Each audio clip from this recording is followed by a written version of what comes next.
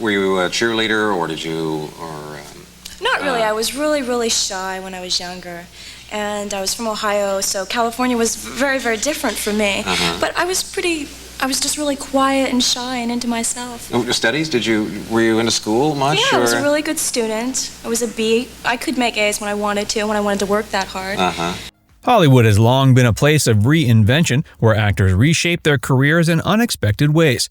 Some well-known actresses began their journey in X-rated films before finding success in mainstream entertainment. Today we're taking a closer look at actresses who were in adult films and also built careers in Hollywood.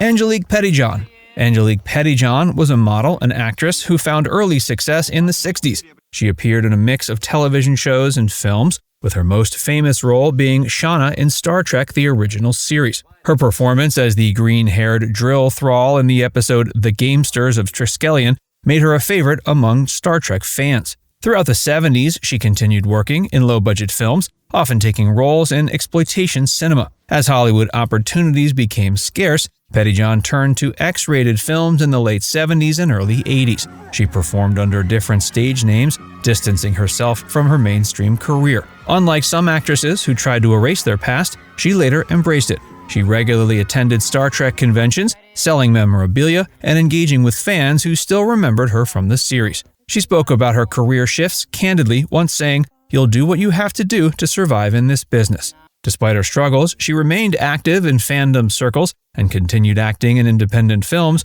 until her death in 1992 from cancer. Traci Lords. Traci Lords became one of the most infamous names in the adult film industry during the 80s. She entered the business as a teenager, using a fake ID to appear in over 100 films before turning 18. When the truth about her age was exposed, it sent shockwaves through the industry, resulting in legal battles and the removal of most of her work from circulation. While the scandal could have ended her career, she used it as an opportunity to start over. Determined to distance herself from her past, she studied acting and focused on building a new image in Hollywood. Her breakthrough came in 1990 when she starred in Cry Baby alongside Johnny Depp. The film's success helped her land roles in television and film, including appearances in Melrose Place, Roseanne, and Blade. Though many in Hollywood doubted her ability to transition into mainstream acting, she refused to let her past define her. Quote, "People are fascinated with my past, but the truth is I'm not a victim. I made choices and I own them." Lords also found success in music, releasing the electronic album 1000 Fires, which gained a cult following. She later published her autobiography, Traci Lords, Underneath It All, in which she detailed her experiences in both the adult film world and Hollywood. Super last question. Nina Hartley. How many people do you think you've had sex with in your life? People ask that all the time, and I am sorry now, I'm not a journal keeper. I'm sorry I just didn't say, Thursday, New York City, just a fax, ma'am. No, of course. No. I mean, I kept notes. I know the exact number because it was so low. I'd say between 12 and 1,800, I guess. Nina Hartley built a career that straddled the adult film industry and mainstream entertainment. Unlike many actresses who left X-rated films to reinvent themselves, Hartley embraced both worlds, becoming an advocate for sex positivity and education.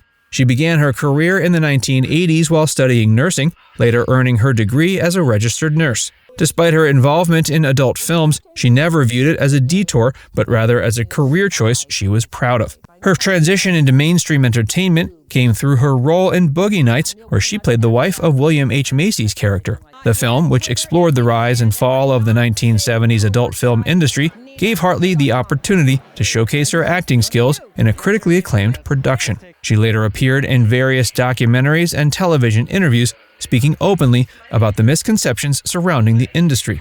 In an interview, she once said, "My job has always been to help people feel better about their sexuality, to demystify it." Maitland Ward. I posted stuff that was authentic to me, that I loved, and I'm sort of an exhibitionist, and I like to post sexy pictures and stuff, and people really responded to it. Of course, yes, I'm a former Disney star, so I was often typecast as being this kind of sweetie comedy girl, which is fine, and I love that, but I'm also this other person who likes to, explore her sexuality. Maitland Ward first gained recognition as Rachel McGuire on Boy Meets World, where she played the confident and charismatic college roommate in the show's later seasons. Before that, she had a recurring role in The Bold and the Beautiful and appeared in several teen-oriented films.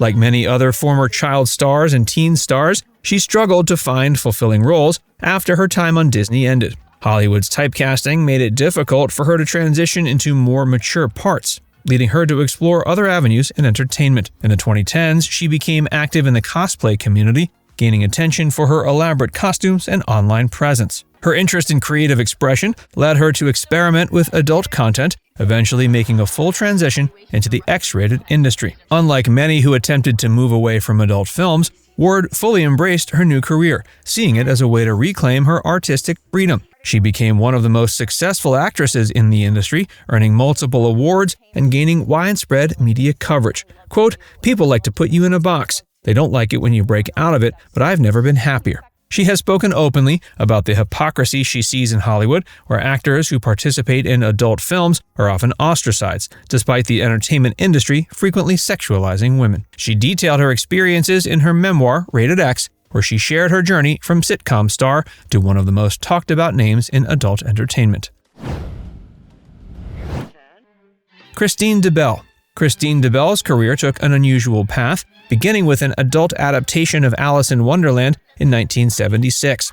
Unlike many X-rated films, this version of Alice blended musical comedy with explicit scenes, creating a strange mix of adult content and lighthearted storytelling. While many actresses who starred in adult films found it difficult to transition to mainstream work, DeBell managed to move quickly into more conventional roles. Shortly after, she landed a part in the 1979 comedy Meatballs alongside Bill Murray. The film was a major success, cementing her place in Hollywood as a rising star. Throughout the 80s, she appeared in various television shows, including The Young and the Restless, BJ and the Bear, and Chips. Unlike some of her peers, she rarely spoke about her time in X-rated films, allowing her mainstream career to overshadow her more controversial start. She eventually took a step back from acting in the late 80s, but in recent years, she's made a quiet return to independent films.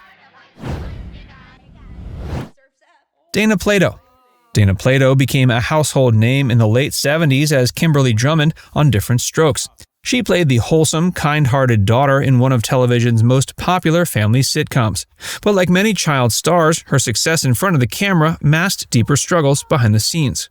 After leaving the show in 1984, she found it difficult to secure meaningful roles, and her personal life began to unravel. In the 1990s, facing financial hardship and a fading Hollywood career, Plato made a desperate attempt to revive her name by appearing in an X-rated film called Different Strokes, the story of Jack and Jill and Jill. Unlike some actresses who used adult films as a stepping stone to greater success, Plato's involvement came at a time when she was already in decline. Instead of reigniting her career, it only added to the public's perception that she was struggling.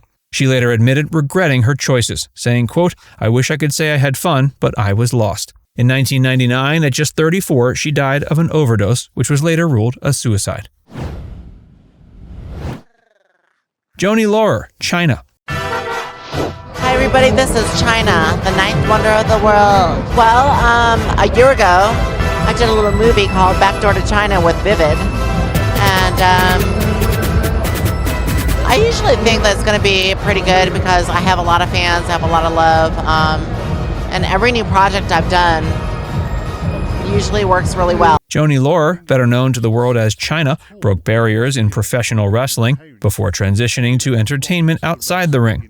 As one of WWE's most dominant female wrestlers, she redefined what women could achieve in the industry, competing against men and holding championships traditionally reserved for male competitors. Her striking look and undeniable athleticism made her a star. But behind the scenes, she struggled with personal demons and a complicated relationship with WWE. After leaving in 2001, she tried to establish herself in mainstream Hollywood. She appeared in reality shows like The Surreal Life and Celebrity Rehab and took on acting roles in low-budget films. But her career never reached the same heights.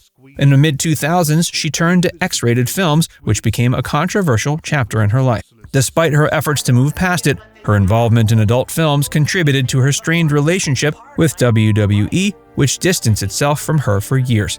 She struggled with addiction and mental health issues, and in 2016 was found dead from an accidental overdose. Now it's time to hear from you. Are you a fan of any of these actresses? Let us know in the comments section below.